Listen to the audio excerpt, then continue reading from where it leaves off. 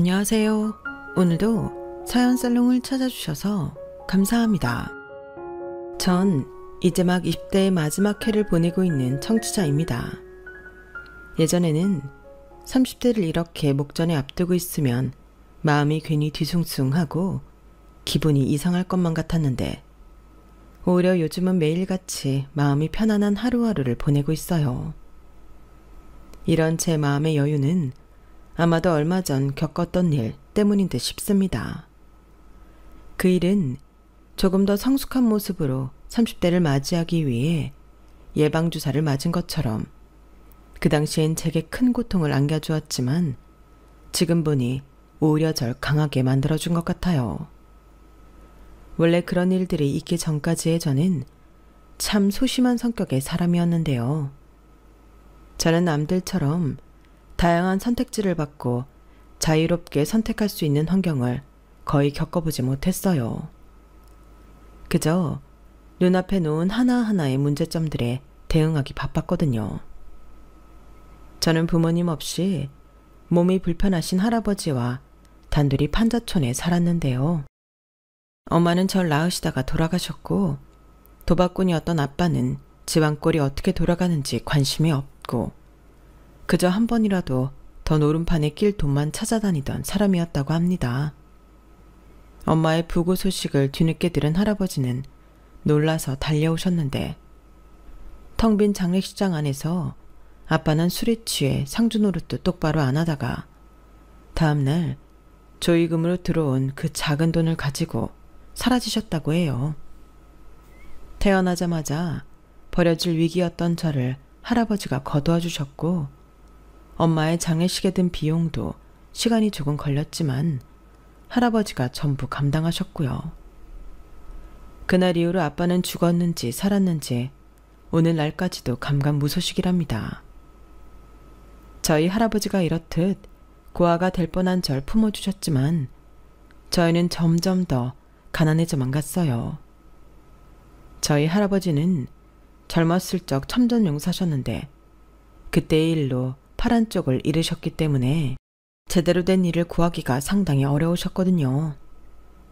당장 엄마의 장례 비용과 제 육아에 드는 돈을 쓰기 위해 할아버지는 갖고 계시던 집도 팔고 달동네 판자촌으로 이사를 오셨지만 제가 어느 정도 자란 이후에도 도무지 형편이 나아질 수가 없었던 것이었죠.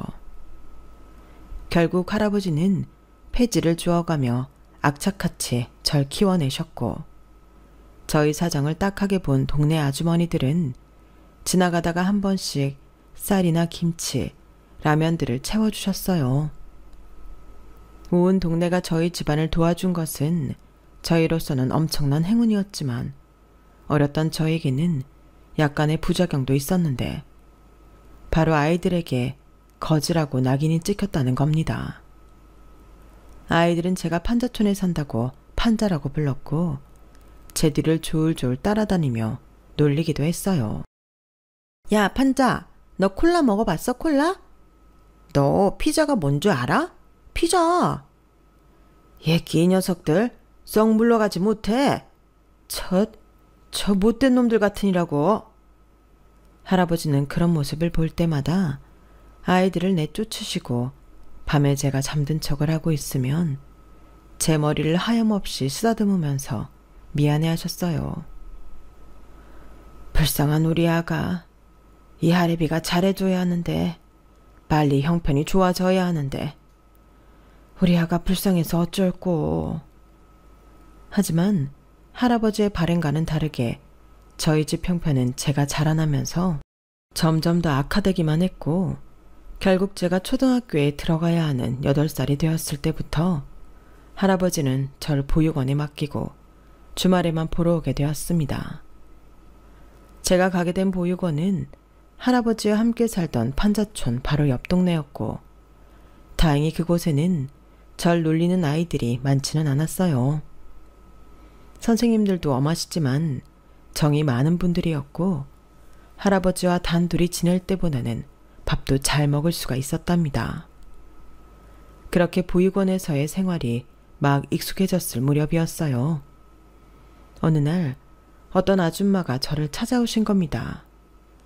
누군가 절 보러 왔다는 말에 당연히 할아버지인 줄 알고 반갑게 달려간 저는 깜짝 놀랐죠. 그 아줌마는 사진으로만 보았던 저희 엄마랑 판박이처럼 닮아 있었거든요. 어렸던 저는 엄마 귀신을 보는 것만 같아 당시에는 겁을 잔뜩 먹었어요. 엄마랑 똑같이 생긴 그 아줌마는 절 보자마자 눈물을 뚝뚝 흘리셨죠. 네가 다이구나. 우리 언니랑 똑 닮았네. 똑 닮았어. 그동안 고생 많았지? 이모가 미안해. 갑자기 사라진 너를 아무리 뒤져봐도 도저히 찾을 수가 없더라고. 이모가 너무 늦어서 미안해. 이모요? 그래, 내가 네 엄마의 동생이야. 엄마 사진 본 적 없니? 있어요. 할아버지가 주셨어요. 그럼 엄마 얼굴 알겠네. 이모랑 똑같이 생겼지? 이모가 엄마랑 쌍둥이 자매라서 그래. 다이 쌍둥이 알지? 네. 이제 이모가 우리 다이 엄마가 되어줄게. 이모랑 같이 캐나다로 갈래? 나중에 알게 되었는데 그때 이미 캐나다에 거주하던 이모는 엄마의 부고를 한 달이나 늦게 알게 되었다고 해요. 제가 출산 예정일보다 2주나 일찍 나오게 되었는데 이모는 그런 사실도 모르고 예정일 하루 전에 엄마한테 연락을 시도했으나 할 수 없었다고 해요. 그 시절엔 휴대폰이 흔하지도 않았고 해외에 있는 사람과 통화하는 일도 쉽지가 않았었거든요. 이모는 예정일로부터 약 한 달 후에 한국에 들어와 엄마를 찾았지만 이미 엄마의 장례도 끝나고 할아버지가 그 뒷수습까지 마치고 저를 데리고 이사까지 마친 상황이었던 거예요. 그때부터 이모는 9년이라는 시간 동안 절 찾기 위해 애쓰셨던 거고요.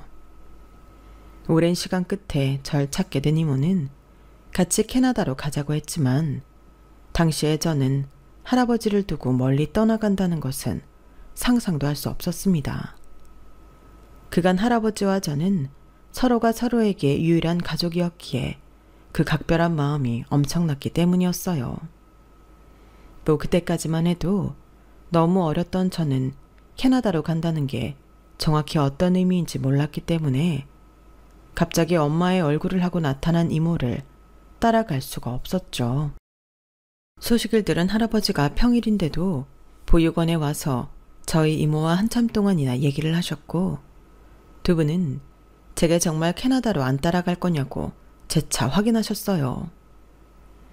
다이 정말 캐나다 같이 안 가도 괜찮아? 나중에라도 생각이 바뀌면 언제든지 이모한테 말해도 돼. 이모 이틀 오면 다시 돌아가야 하는데 정말 같이 안 갈래? 안 가요. 전 할아버지랑 있을 거예요. 다이야, 이모랑 캐나다 가면 훨씬 더 좋은 집에서 살 수도 있고 다이가 원하는 공부도 마음껏 할 수 있어. 다이 사촌 언니들도 맨날 다이랑 놀아줄 수 있고. 싫어요. 전 할아버지랑 살고 싶어요. 애가 어려서 아직 잘 모르는 것 같으니 일단 당분간은 지켜봅시다. 애 입장에서는 갑자기 나타난 사람을 따라 다른 나라를 가야 하는 건데 어찌 쉬운 결정일 수가 있겠어요. 이모는 어쩔 수 없이 캐나다로 혼자 돌아갔고 대신 그때부터 다달이 할아버지를 통해 양육비를 보내주셨어요. 나이가 좀 더 들어 이모를 따라 캐나다로 간다는 게 무슨 의미인지 알게 된 후에 만약 제가 그날 이모를 따라갔으면 어땠을까 상상해 본 적이 많긴 했어요. 하지만 늘 상상의 끝에는 다시 할아버지를 만나러 돌아왔고 전 그래서 그날의 제 결정을 한 번도 후회한 적이 없답니다. 저는 몇 번이나 과거로 다시 돌아간다고 해도 할아버지와 함께하는 걸 선택할 거예요. 이모는 제 거처를 알게 된 후로 저랑 자주 연락했고 1년에 적어도 한 번 이상은 절 보러 와주셨습니다. 이모는 항상 호탕하고 유쾌한 사람이었고 친구들과의 관계에서 항상 의기소침한 저를 답답해 하시기도 했어요. 야, 쟤도 꼬맹이고 너도 꼬맹인데 왜 한 번을 들이받질 못해? 내가 사다 준 머리 고무줄 자꾸 쟤가 뺏어가잖아. 쟤는 학교에서 인기도 많고 하여튼 좀 그래. 이모 머리 고무줄 뺏겨서 미안. 앞으로는 잘 숨길게. 아니 이거 숨기지 말고 뺏기지 말라고. 아우 진짜. 야, 얘, 너 이리 와. 그래 너. 이모 하지 마. 새로운 환경에서도 조금씩 괴롭힘을 당하던 절 볼 때마다 이모는 마치 드라마에 나오는 열혈 엄마처럼 나서서 절 지켜주었어요. 날 때부터 소심했던 저는 이모가 아니었으면 아마 점점 더 심한 괴롭힘을 당했을지도 모릅니다. 하지만 아이들 사이에서 쟤네 이모 되게 무서워 라는 이야기가 퍼지게 되니 차츰 절 만만하게 보는 애들이 사라졌고 저는 마음 편하게 공부에 집중할 수 있었죠. 저는 그렇게 보육원에서 초, 중, 고등학교를 전부 나왔답니다. 시간이 흘러 전 고등학교 졸업을 앞둔 나이가 되었고 진로에 대한 고민이 커졌어요. 어렸을 때는 TV에 나오는 수많은 감동적인 이야기들처럼 저도 가난한 환경을 딛고 열심히 공부해서 명문대를 가야지 하는 마음이 있었는데요. 변명같이 들릴 수 있겠으나 아무리 열심히 공부해도 같은 학교를 다니면서 과목당 3, 40만 원짜리 과외를 받으며 공부하는 애들을 이길 수는 없더라고요. 중학교 때는 그래도 전교 3등까지 해봤을 정도로 공부한 만큼 성과가 나오는 듯 했지만 고등학교로 올라가니 그 격차가 현저히 벌어지게 되었죠. 내 성적으로 등록금 고민 없이 다닐 수 있는 대학을 찾기도 어려웠고 그럴 바에야 대학을 무리해서 가기보단 취직부터 하는 게 좋아 보였습니다. 더군다나 제가 18살 때부터 할아버지가 치아가 안 좋아지셔서 발치를 여러 개 하셨는데 금전적인 문제로 임플란트도 틀리도 못하고 있는 상황이었어요. 차마 그런 상황에서 무리해서 대학을 갈 필요가 있을까 싶어서 이런저런 고민을 하는데 때마침 절 보러 한국에 왔던 이모가 저에게 진로에 대해 물어보셨어요. 너 대학은 어디로 가고 싶어? 생각해봤니? 대학보다 나는 취업을 먼저 하고 싶어. 요즘 고학력 실업자가 넘쳐난다잖아. 뭐하러 돈 쓰고 시간 써가면서 대학을. 저는 돈이 없어서 고민하고 있다는 걸 들킬까봐 일부러 대학에 관심이 없다는 듯이 시니컬하게 대답했는데 이모는 그런 제 등을 아주 매섭게 내리치셨죠. 허튼 소리 하지 말어. 이 조그만 게 어디서 어른 행세를 하려 들어. 아주 까불고 있어. 아우 아파 이모. 네 이모부가 너 대학 등록금 전부 대주기로 했어. 그런 줄 알고 넌 너 하고 싶은 거나 얼른 생각해. 알았어? 어딜 대학 안 가겠다는 소리가 나와 뭣도 모르는 게. 근데 정말 하고 싶은 게 없어서 그렇다니까. 나는 제일 하고 싶은 게 빨리 돈 버는 거야, 이모. 솔직히 딱히 하고 싶은 것도 없고. 그럼 대학 좋은 데 가서 과외를 하든가 그래. 네 성적이면 인서울 안에서도 골라갈 수 있어 이거사. 이모는 한국을 떠나는 그 순간까지 저에게 대학 안 가기만 해보라며 무섭게 얘기하고 가셨어요. 이모와 헤어진 이후로 전 몇 주 동안 정말 많은 고민을 하다가 이모한테 스튜어디스가 되고 싶다고 대답을 했습니다. 아무리 생각해도 제 성적으로 대학을 간다는 건 너무 애매했거든요. 그리고 고민을 깊게 하다 보니 아주 어렸을 때 스튜어디스가 되고 싶다는 생각을 잠깐 했었던 게 기억이 났는데 고등학교 졸업 후 바로 준비할 수도 있고 당시 분위기로는 장래도 나쁘지 않아 보였거든요. 처음엔 탐탁치 않아 하시던 이모는 제 진지한 설득 끝에 마지못해 승낙을 해주었고 1년 동안의 학원비를 대주셨습니다. 전 1년 만에 스튜어디스 시험에 최종 합격하게 되었고요. 이른 나이에 스튜디오스가 되어서인지 처음엔 적응하는 게 참 쉽지 않더군요.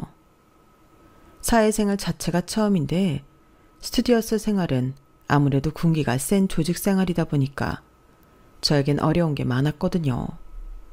고졸이라고 무시를 당한 적도 많았습니다. 하지만 오히려 동생 같다며 챙겨주는 언니들도 있었고 1년 동안 눈물을 삼키며 악으로 깡으로 버텨내고 나니 적응이 돼서 직장 생활이 편해지기도 했어요. 무엇보다도 또래들보다 돈을 빠르게 벌 수 있어서 저로선 너무나 다행인 일이었죠. 할아버지, 느낌이 어때? 이제 좀 먹을만해? 아주 속이 다 시원하다. 이렇게 편하게 고기를 먹어본 게 얼마만인지. 내가 우리 이쁜 손녀 덕에 이 나이에 이렇게 호사도 누려보고. 이게 뭔 호사야. 이제부터 시작인데. 앞으로 좋은 것만 먹고 다니게 될 거야. 저는 첫 월급을 타자마자 할아버지 치과 치료부터 해드렸고 그 이후로도 악착같이 돈을 모아 할아버지와 함께 살 전셋집을 구했어요. 다른 동료들이 면세점에서 화장품을 쓸어 담을 때에도 한 푼이라도 더 모아 근처에 큰 병원이 있는 집을 구할 수가 있었죠. 안 그래도 할아버지를 두고 매번 비행을 다니는 게 마음이 좋지 않았는데 이사하고 나니까 마음이 한결 편해지더군요. 그리고 스튜어디스가 되어서 좋았던 이유 중 하나는 스케줄만 잘 맞으면 이모를 보러 캐나다에 자주 갈 수 있었다는 거예요. 아마 다른 일을 했었으면 그렇게 자주 이모를 만나러 갈 수는 없었을 겁니다. 그렇게 제가 직장 생활에 만족하며 지내던 어느 날, 저는 제 커리어가 통째로 흔들리는 일을 겪게 되었어요. 저뿐만이 아니라 전국에 있는, 아니 전 세계에 있는 승무원들이 한순간에 일자리를 잃을 판이었죠. 그나마 제가 평소 재테크를 열심히 해 놓았기에 남들보다는 조금 수월하게 버티긴 했지만 저는 할아버지도 계시니 빨리 새로운 일을 구해야 했어요. 시국이 시국인지라 이모 역시 상황이 어려워 저희를 도와줄 수 있는 상황이 아니었죠. 할아버지는 괜찮으셔? 우리는 괜찮아. 이모네도 별일 없지? 그럼, 너 갑자기 출근도 못하고 어떡하니? 우리도 지금 도와줄 수가 없어서 미안하다. 세상에 이런 일이 생길 줄 누가 알았니? 무슨 소리야, 이모. 이젠 내가 이모를 도와줘야 하는 건데 그러지 못해서 내가 면목이 없지. 그런 소리 말어. 네가 여지껏 면세점에서 사다 준 게 얼마니? 너 마음 단단히 먹고 유연하게 생각해. 넌 아직 젊고 똑똑하고 재능도 많은 아이야. 분명히 네가 할 수 있는 일이 있을 거다. 저는 눈앞이 막막하던 때 이모의 위로와 격려를 받고 기운을 차릴 수가 있었어요. 그리고 얼마 뒤 운 좋게도 통번역 일을 구할 수가 있었죠. 스튜어디스로 일을 하며 영어, 중국어, 일본어 이외에도 독일어를 틈틈이 공부해 왔었거든요. 처음엔 그저 임시적으로 근무 시간도 적고 일도 많지 않았지만 독일어가 다른 언어보다 희소성이 있는 편이라 시간 대비 높은 금액을 받을 수는 있었답니다. 그리고 저는 그곳에서 예비 남편을 만나게 되었어요. 예비 남편은 제가 통번역 일을 하던 제약회사 연구원이었는데 사실 같은 회사였어도 전혀 하는 일이 달랐던 저희는 만날 일이 없었어요. 그런데 우연히 회사 근처에서 절 보게 된 예비 남편은 그 자리에서 제 번호를 물어보았고 첫인상이 괜찮아 번호를 주고받고 연락을 하다 보니 같은 회사 사람이더라고요. 생각지 못한 우연이 너무 신기했는데 조금 더 얘기를 나누다 보니 사는 동네까지 바로 옆 동네였더군요. 그래서 저희는 참 신기한 인연이라는 생각이 들었죠. 그렇게 신기함에 한번 만나고 또 집이 근처라 한번 만나고 만남이 잦아지면서 저희는 가까워지게 되었고 금세 연인 사이로 발전하게 되었답니다.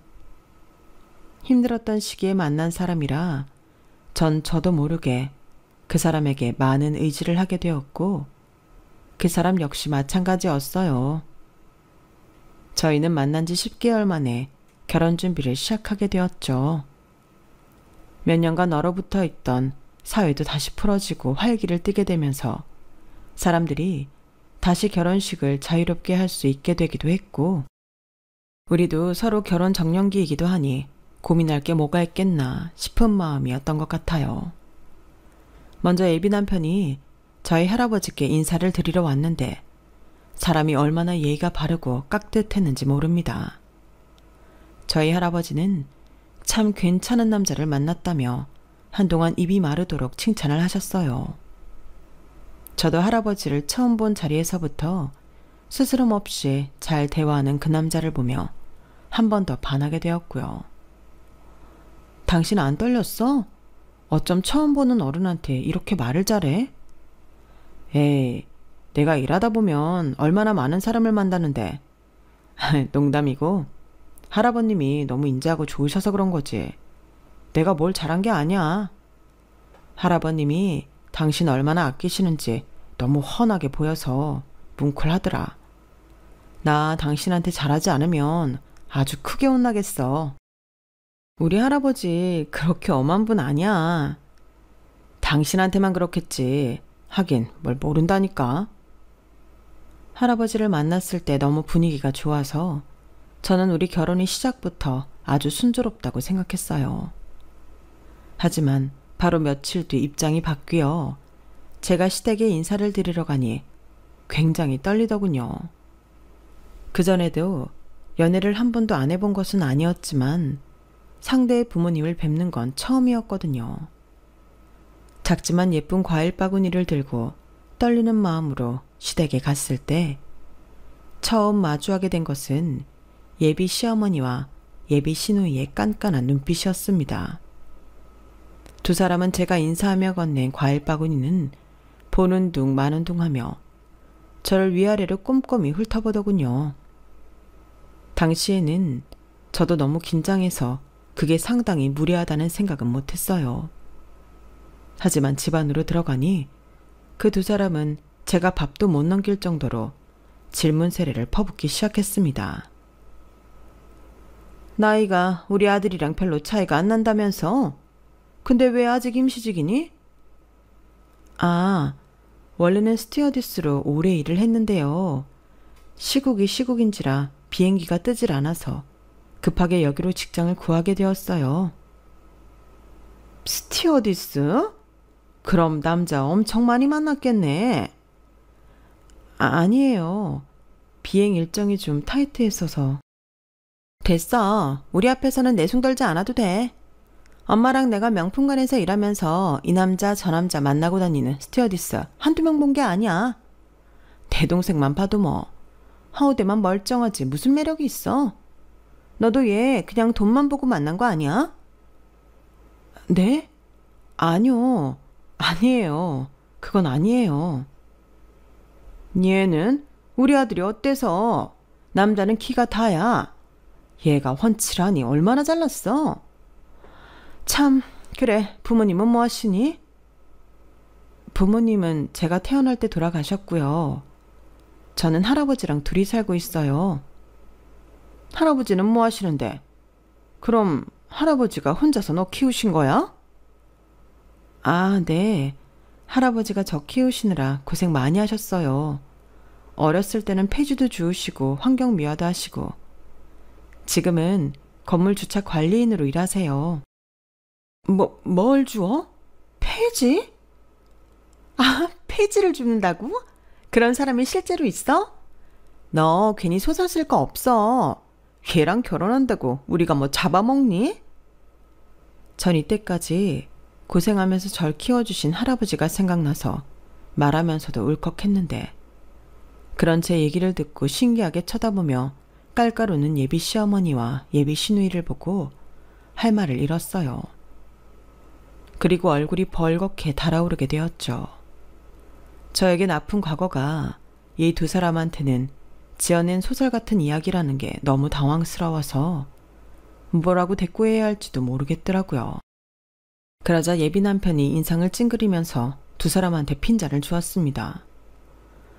둘 다 그만 좀 해. 사람 불러다 놓고 개념 없이 뭐 하는 거야? 밥 대충 다 먹었으면 자리 치워. 예비 남편은 자리에서 일어나 식탁을 치워버렸고 저를 데리고 그 집에서 나와버렸어요. 그리고 제 손을 잡고 미안하다고 연신 사과를 했죠. 우리 엄마랑 누나가 좀 심하게 굴었지? 미안해. 두 사람이 좀 내 입으로 말하긴 그렇지만 경우가 좀 없어. 옛날부터 대체 왜 저러는지 모르겠어. 아버지가 계실 때는 그래도 아버지 눈치 보느라 좀 얌전하긴 했는데 이제 제지할 사람이 없다고 저렇게 제멋대로 구네. 내가 미리 입단속 단단히 시켰어야 했는데 미안해. 당신 화 많이 났어? 미안한데 오늘은 그만 집에 가고 싶어. 나중에 얘기하자. 저는 진심으로 미안해하는 예비 남편을 뒤로하고 집으로 돌아왔어요. 만약 예비 남편이 그 상황에서 시어머니랑 시누이와 같은 행동을 하거나 두 사람에게 핀잔을 주지 않고 묵인하기만 했어도 그 자리에서 헤어지자고 했을 텐데 저한테 정말 미안해하며 사과를 하니 미워할 수도 없고 마음만 괴롭더군요. 지금 생각해보니 제가 예비 남편을 정말 많이 좋아해서 그렇게 마음이 괴로웠던 것 같네요. 하지만 저도 당시 나이를 먹을 만큼 먹은 상태였고 그래서 제 힘든 감정보다는 이성적으로 생각해야 한다는 걸 잘 알았어요. 왜 결혼은 연애와는 달리 현실 그 자체라서 집안을 따져봐야 한다고 하잖아요. 그런데 아무리 예비 남편이 좋아도 시댁 집안 사람들이 그렇게 경우가 없다면 예비 남편과의 결혼을 취소하는 게 맞는 것이라고 생각했죠. 한참을 그런 생각에 괴로워하며 울고 있는데 그 순간 이모한테 전화가 온 겁니다. 핸드폰 화면이 번쩍거리면서 이모의 번호가 뜨자 정신이 번쩍 났죠. 원래 이모가 그날 저녁에 한국에 들어오신다고 했었거든요. 급하게 목소리를 가다듬고 전화를 받았는데 이모는 단박에 제 목소리가 좋지 않다는 걸 알아차리셨죠. 너 목소리가 그게 뭐야? 울었니? 울었냐고 묻는 그 한마디가 얼마나 강력한지 아마 경험해보신 분들은 아실 거예요. 이모의 그 한마디에 저는 참았던 눈물을 쏟아내며 엉엉 울었고 이모는 곧바로 저희 집으로 오셨어요. 마침 할아버지가 야간 근무 중이라 이모의 그날 있었던 일을 모두 털어놓을 수가 있었죠. 이모는 자초지종을 듣더니 엄청나게 화를 내셨어요. 어디 그런 대먹지 않은 년들을 봤나? 뚫린 입이라고 아주 입으로 똥을 싸고 앉아있네. 그래서 네 남친 걔는 그 뒤로 연락 없어? 미안하다고 문자 있어. 그 사람은 자기 엄마랑 누나가 잘못했다고 미안하다고 하는데 난 어떻게 해야 할지 모르겠어 이모. 임다희, 정신 똑바로 차리고 말해. 너 그 남자랑 헤어질 거야 말 거야? 헤어질 수 있겠어 없겠어? 못 헤어지겠어. 그럼 결혼을 하겠다고? 너 할아버지 데리고 그딴 인간들이랑 상견례는 어떻게 할래? 상견례는 언제야? 다음 주 토요일. 그럼 초장에 아주 싹을 밟고 들어가야 돼. 알겠어? 이거 이놈의 기집애 그동안 사회생활을 아주 허투루 했구나. 이모가 아주 온 김에 진상 퇴치하는 방법을 아주 제대로 보여줄 테니까 잘 봐둬. 앞으로도 너나 할아버지 깔보는 인간들 있으면 복수는 이렇게 하는 거야. 그러더니 이모는 다음날 저를 데리고 예비 시어머니와 예비 시누이가 함께 일한다는 백화점 명품관으로 향했습니다. 1층에 도착하자마자 이름만 들어도 눈이 번쩍 뜨이는 브랜드 매장으로 거침없이 들어가서 이것저것 쇼핑을 하기 시작했어요. 이모가 경제적으로 여유가 있는 줄은 알았지만 그렇게까지 많은 명품을 한 번에 구매할 수 있다는 건 그날 저도 새삼스럽게 깨달았네요. 이모는 그중 몇 개는 그 자리에서 갈아입고 나오길 반복해서 머리끝부터 발끝까지 명품으로 치장을 했습니다. 그 모습이 귀부인이 고풍스러운 명품 옷을 입은 느낌이 아닌 전쟁에 나가는 군사가 갑옷을 입은 느낌이었어요. 저는 이모가 뭘 하려는지 왠지 알 것 같아서 가는 길에 몇 번이나 주저했지만 이모의 기세에 휩쓸려 결국 매장 코앞까지 가게 되었죠. 가게 안에 예비 시어머니랑 예비 시누이가 함께 있는 게 보일 정도로 말이에요. 저 셋 중 누구야? 저쪽 머리 쇼컷인 사람 빼고 두 사람이야. 안쪽에 있는 사람이 그 사람 엄마고 저기 거울 앞에 있는 사람이 그 사람 누나. 오케이. 넌 이제 여기서 구경이나 하고 있어. 이모는 저에게 호언장담을 하더니 문을 대차게 열고 들어가 적극적으로 쇼핑을 하기 시작했어요. 쇼핑백을 가득 들고 명품으로 화려하게 치장한 이모가 이것저것을 달라고 하며 신나게 물건을 보자 예비 시어머니와 예비 시누이는 신이 나서 이모에게 판매를 하는 게 보였죠. 이것도 잘 어울리세요. 저것도 잘 어울리세요. 하는 소리가 제가 있는 바깥까지 들려올 정도로 한참을 신나게 떠들더군요. 해맑게 이것저것을 대보던 이모는 벼랑간 예비 시누이를 향해 소리를 빽 질렀어요. 바깥에 있는 저도 깜짝 놀랄 정도로요. 아니, 지금 어디에 손을 대요? 미쳤어요? 네? 아니요, 손님 그게... 지금 내 쇼핑백 안으로 손 넣었지? 손 넣었어요? 안 넣었어요? 아닙니다, 손님. 정말 아니에요.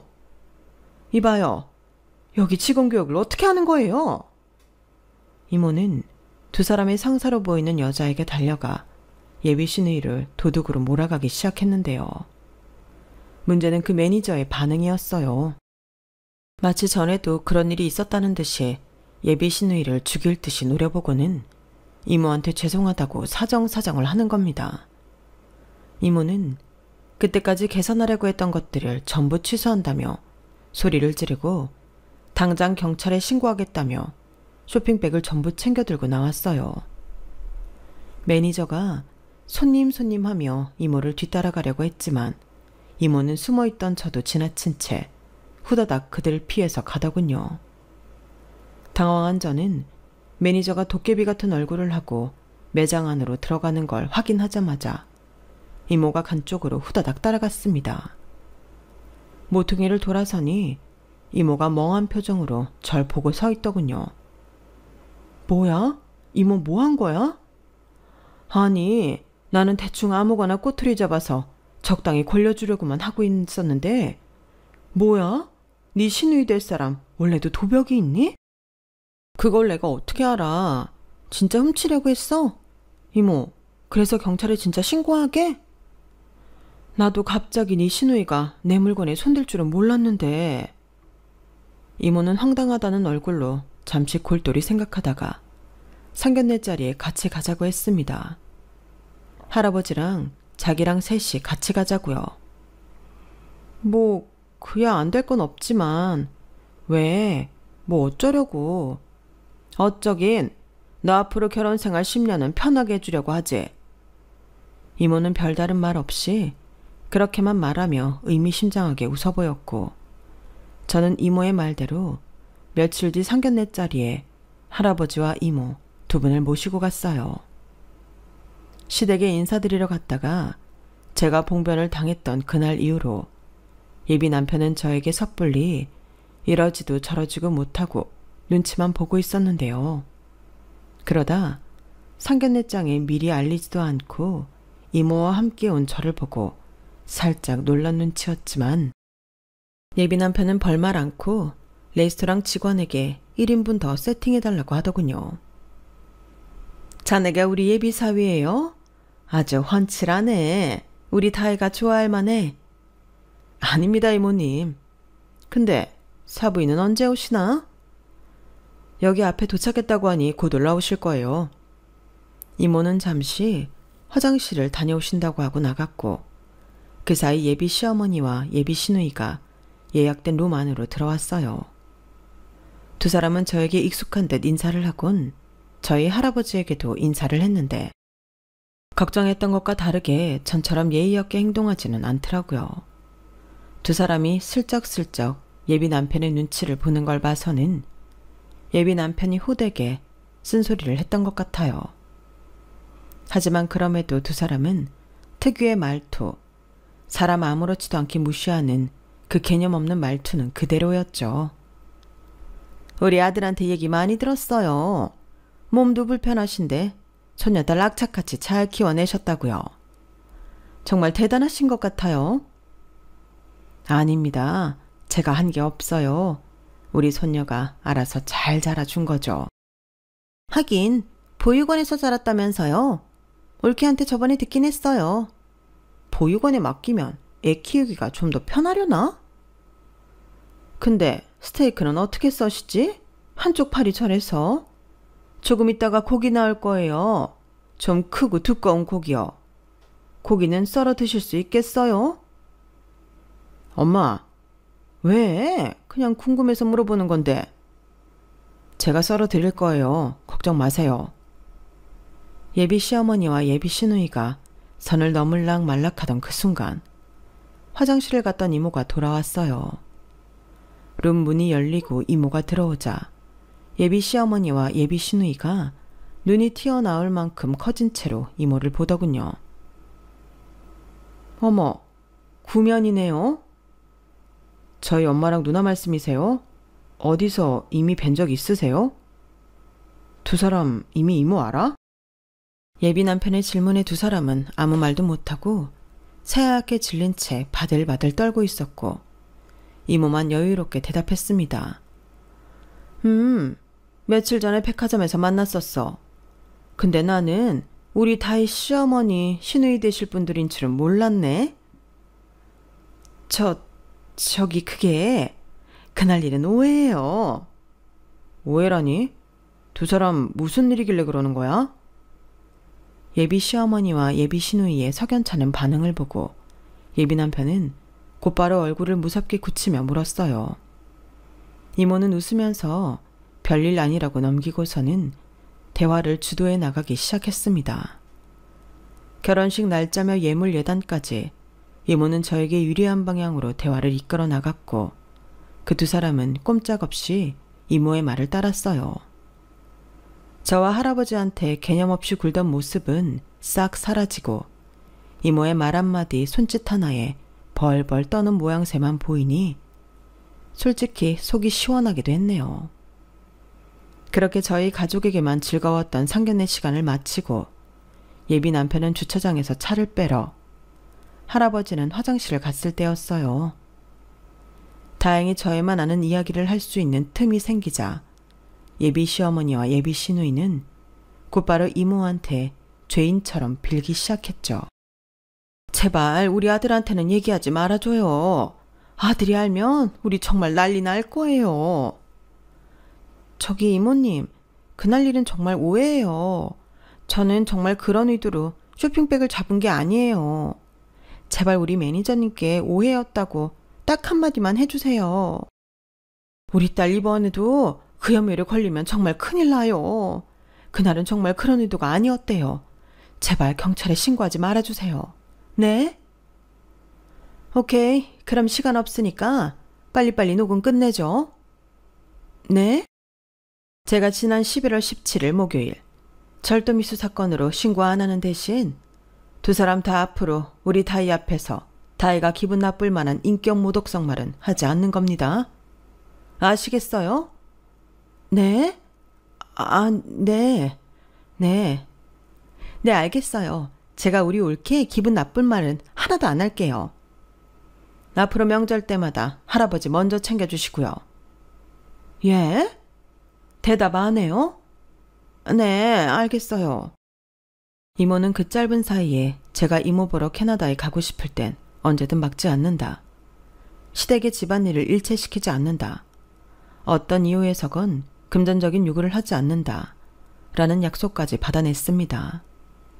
마지막으로는 신혼부부 집에서 절도 사건이 나면 이번에 묻은 것까지 한 번에 신고해버린다는 멘트까지 야무지게 녹음을 하고는 만족스럽게 웃어 보였죠. 좋아요. 그럼 앞으로 잘 지내봅시다, 사돈. 시어머니와 시누이는 얼굴이 벌개진 채 분하다는 표정이었지만 혹시라도 시누이 이름에 빨간 줄이라도 한 번 더 긋게 될까봐 노심초사하며 아무 말도 못하더군요. 이모는 캐나다로 돌아가기 직전까지 명품관에 다시 가는 걸 미루고 미루다가 결국 매니저에게 일단 신고는 하지 않겠다고 얘기를 해주었고, 시누이는 덕분에 해고 직전까지 갔다가 구사일생으로 살아나게 되었어요. 나중에서야 자초지종을 들은 남편은 입을 떡 벌리며 진짜 무서워해야 할 사람은 이모님이셨네 라고 할 뿐 저희가 시어머니와 시누이에게 한 일은 그다지 기분 나빠하지 않더라고요. 오히려 그렇게라도 두 사람의 말버릇을 고칠 수만 있다면 자기에게 좋은 일이라며 내심 좋아하는 것도 같았어요. 저희는 그 이후부터는 순조롭게 결혼 준비를 해나갔고 계획했던 그대로의 아름다운 결혼식을 올렸답니다. 여담으로 저희 부부는 결혼식 때 제 쪽에서 화촉점할 사람이 없어 이모를 불러야 하나 싶었는데 옆에서 저희 부부의 얘기를 듣던 시어머니는 앉은 자리에서 펄쩍 뛰시며 한석호 그러지 말라며 말리시는 거였어요. 화촉점아? 그게 다 무슨 소용이니? 요즘은 출애도 생략한다더라. 괜히 번거로우시게 하지 말고 그냥 생략하자. 나는 괜찮다. 시어머니는 이모만 생각해도 기가 질린다는 듯이 손사래를 쳤고 저는 웃음을 참느라 아주 혼났습니다. 결혼 전 이모의 활약 덕분에 결혼 이후 지금까지도 시어머니와 시누이는 저를 함부로 대하지 않고 있어요. 그러다 보니 서로 부딪힐 일은 많지 않았고 심지어 지금은 사이가 좋아진 상태랍니다. 제가 두 사람의 말버릇을 하나하나 고쳐주고 있거든요. 그 두 사람은 이모가 무서워 저에게 막말을 하지 않을 뿐 같이 장을 보거나 길을 걷다 보면 남에 대해 함부로 말하는 버릇이 있더군요. 어머, 저 여자 아무리 임신했어도 저 다리 봐봐. 세상에, 저렇게 뚱뚱한 여자도 결혼하고 임신을 하네? 형님, 임산부한테는 그런 얘기 함부로 하는 거 아니에요. 여자가 임신하면 몸이 얼마나 힘들고 고된 줄 아세요? 삐쩍 말랐던 여자도 온몸이 퉁퉁 붓고 입맛이 통째로 변한다고 해요. 게다가 요즘 같은 저출산 시대에 임산부분들이 얼마나 애국자신데요. 앞으로 임산부를 보면 그런 생각들은 머릿속으로도 하지 마세요. 그래 이거사, 내가 너 가졌을 때도 저랬다. 막상 하나씩 얘기하다 보면 이분들도 스스로 납득을 하고 고치거나 아니면 서로를 고치려고 하는 모습을 보이시더라고요. 그러다 보니 얼마 전부터인가 조금씩 말을 예쁘게 하신다는 게 피부로 와닿게 느껴지기도 했네요. 물론 아직 갈 길이 멀지만요. 사실 시어머니와 시누이는 예전에 저였다면 상종도 안 했을 사람들이긴 했어요. 저는 언제나 불편한 사람들을 피해만 다녔지 한 번도 맞서 싸우거나 차분하게 대화를 시도해 본 적은 없었거든요. 하지만 몇 년 전 이모가 몸소 보여주었던 교훈으로 인해 이제는 사회생활을 하다가 저와 안 맞는 사람을 만나더라도 피하거나 지지 않고 맞설 수 있는 용기가 생긴 것 같습니다. 아주 조금씩이지만 그래도 차츰 나아지고 있는 시어머니와 시누이 역시 그런 용기를 더해주고 있고요. 지금까지 제 이야기를 들어주신 분들 정말 감사드려요. 살면서 분명 한 번 이상은 나를 힘들게 하는 사람들을 만나게 되죠. 그때는 예전에 저처럼 무조건 피하거나 당하고만 계시지 말고 당당하게 맞서서 이기시길 바래요. 저도 그런 여러분들의 앞날을 응원하겠습니다. 행복하세요. 여러분, 사연 댓글에 응원과 현명한 조언 부탁드려요. 좋아요와 구독은 저에게 큰 힘이 됩니다. 오늘도 좋은 일 가득하세요.